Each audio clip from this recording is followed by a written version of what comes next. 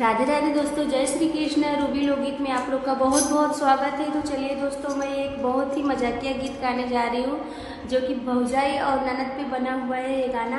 तो आप लोग ध्यान से सुनिए, फुल वॉच करके सुनिए और बताइए कि आप लोग को ये गाना कैसा लगा।